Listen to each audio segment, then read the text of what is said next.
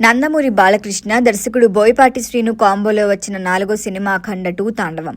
Block buster అఖండ sequel గా తెరకెక్కిన ఈ చిత్రం నేడు ప్రపంచవ్యాప్తంగా థియేటర్లోకి వచ్చింది. బాలయ్య యాక్షన్, బోయపాటి టేకింగ్, తమను బీజిఎం కలిసి థియేటర్ల అభిమానులతో తాండవం చేస్తున్నారు. అదే సమయంలో యాంటీ ఫ్యాన్స్ నుంచి నెగిటివ్ కామెంట్లు వస్తున్నాయి.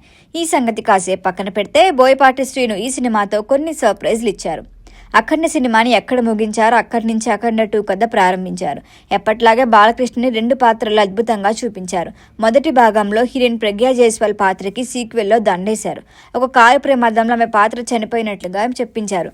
పూర్ణ, శరత్, లోహితాశ్వ పాత్రలను కొనసాగించారు. సంయుక్త మీనన్, ఆది పునిశెట్టి, హర్షలి మల్హోత్రా, శాశ్వత చటర్జీ, సర్వధామం బెనర్జీ క్యారెక్టర్స్తో పాటుగా మరిన్ని కొత్త పాత్రలను చూపించారు.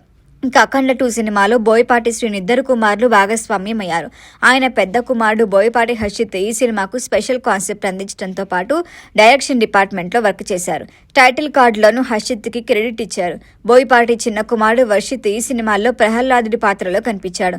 బాలమురళీకృష్ణ ఇంట్రో సమయంలో ఆ పాత్ర కనిపిస్తుంది. అయితే హర్షితో భారీ డైలాగ్ కూడా చెప్పించారు. ఇలా బోయపాటి శ్రీను తన 2 వారసులను అఖండ 2 తాండవం సినిమాలో భాగం చేశారు. గతంలో బాలకృష్ణ ఆయన తెరకెక్కించిన లెజెండ్ మూవీతో తన కుమార్తెను తెరంగేట్రం చేయించిన సంగతి తెలిసిందే. ఈసారి మావయ్య అని పిలువని బోయపాటి కూతురుతో బాలయ్య చెప్పే డైలాగ్ ఎంతగా వైరల్ అయిందో మనం చూసాం. ఇప్పుడు అఖండ 2లో ఒక కొడుకు యాక్టర్గా కెమెరా ముందుకొస్తే మరో కొడుకు కెమెరా వెనుక ఉండి కాన్సెప్ట్ డిజైన్ చేశారు. చూస్తుంటే బోయపాటి తన వారసులు ఇండస్ట్రీలో నిలబెట్టాలనే ఆలోచనలో ఉన్నట్లు అర్థమవుతోంది.